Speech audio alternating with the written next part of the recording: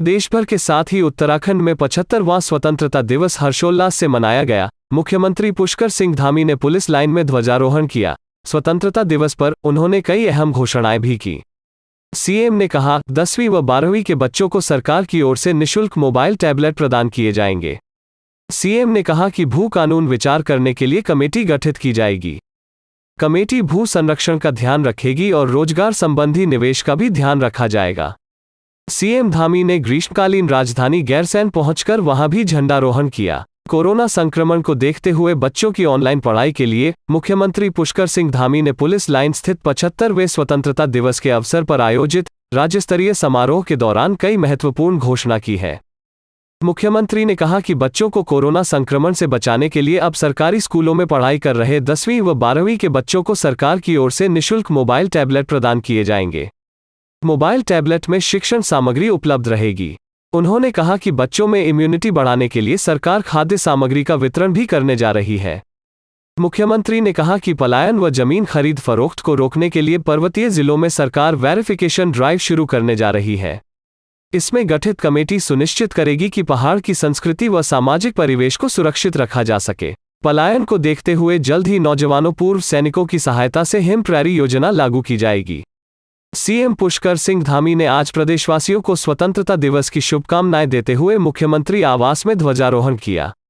इस दौरान उन्होंने ध्वजारोहण कार्यक्रम में मौजूद लोगों को राष्ट्रीय एकता की शपथ दिलाई। 75वें स्वतंत्रता दिवस के मौके पर बीआरओ के चीफ इंजीनियर MANV प्रसाद ने चीन सीमा से सटे आदि कैलाश पर्वत के पास ज्योलिकांग में 14,353 फीट की ऊंचाई पर ध्वजारोहण किया। इसके साथ ही वहां उपस्थित बीआरओ, सेना और ITBP के अधिकारियों के साथ राष्ट्रगान के बाद भारत माता के जयकारे लगाए। उन्होंने सभी देशवासियों को आजादी के उत्सव की शुभकामनाएं दी। उत्तराखंड की कैबिनेट मंत्री रेखा आर्य के पति गिरधारी लाल साहू ने वारंट प्रकरण में की गई बयानबाजी के मामले में प्रदेश कांग्रेस अध्यक्ष गणेश गोदियाल को 5 करोड़ रुपए की मानहानि का नोटिस भेजा है। साथ ही गोदियाल को अदालत की अवहेलना का नोटिस भी भेजा गया है। नोटिस में विधि आयोग की रिपोर्ट का हवाला देते हुए कहा गया है कि जो मामले अदालत में चल रहे हैं उसमें मीडिया ट्रायल नहीं होना चाहिए। जब तक किसी प्रकरण में कोई दोषी करार न दे दिया जाए तब तक उसके प्रति कोई धारणा नहीं बनाई जा सकती। प्रदेश कांग्रेस अध्यक्ष गणेश गोदियाल को इसकी जानकारी होनी चाहिए। मंत्री के पति साहू के वकील की ओर से भेजे गए नोटिस में कहा है कि प्रदेश कांग्रेस अध्यक्ष ने उनके वारंट प्रकरण में सुनवाई से पहले ही मीडिया में जो वक्तव्य दिए हैं उससे उनके मुवक्किल और उनकी पत्नी की मानहानि हुई है। उत्तराखंड में शनिवार को कोरोना संक्रमण के 19 नए मामले सामने आए हैं। 24 मरीजों को ठीक होने के बाद घर भेजा गया है। राज्य में 396 सक्रिय मामले हैं। शनिवार को उत्तराखंड में ब्लैक फंगस का 1 मरीज मिला है और 3 मरीज ठीक हुए हैं। अब तक राज्य में ब्लैक फंगस के कुल 573 मरीज मिले हैं और 130 मौत हो चुकी हैं। वहीं कुल 281 मरीज ठीक हो गए हैं। प्रदेश में सोमवार से 5,000 से अधिक सरकारी एवं निजी जूनियर हाई स्कूल खोलने के लिए SOP जारी कर दी गई है।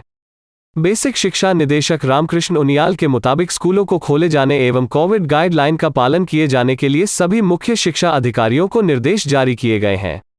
उन्होंने कहा कि अधिकारियों को कहा गया है कि स्कूलों में स्वच्छता का विशेष ध्यान रखा जाए। पर्यावरण प्रेमी प्रताप पोखरियाल ने कोरोना काल में मानव सेवा की एक नई पटकथा लिखी है।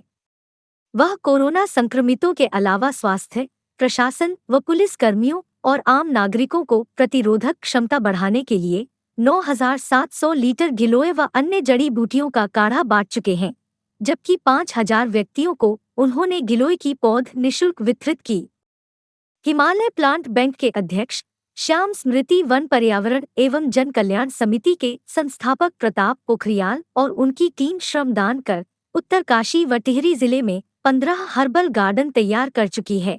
8वीं तक पढ़े 63 वर्षीय प्रताप पोखरियाल आजीविका के लिए मोटर मैकेनिक का काम भी किया, लेकिन बचपन में पिता से मिली सीख उन्हें हमेशा पर्यावरण संरक्षण के क्षेत्र में कुछ हटकर करने को प्रेरित करती रही।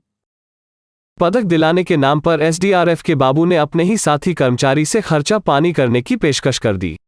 ऑडियो वायरल होने पर कमांडेंट SDRF ने बाबू को निलंबित कर दिया है। वहीं उसके खिलाफ जांच बैठा दी है। जानकारी के अनुसार पुलिस पदक के लिए मुख्यालय से कर्मचारियों से आवेदन मांगे गए थे। पुलिस मुख्यालय में तैनात एसडीआरएफ के एएसआई प्रमोद कुमार ने अपने परिचित पुलिस कर्मचारी को फोन कर पदक दिलाने के नाम पर खर्चा पानी करने को कहा।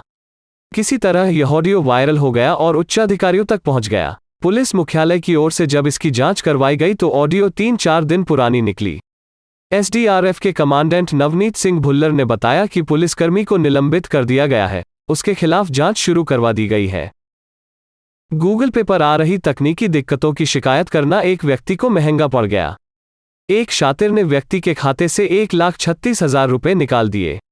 शिकायतकर्ता पवन चौहान ने बताया कि उनके गूगल पे पर कुछ दिक्कत आ रही थी, इसलिए उन्होंने 4 अगस्त को गूगल से हेल्पलाइन नंबर लेकर फोन किया।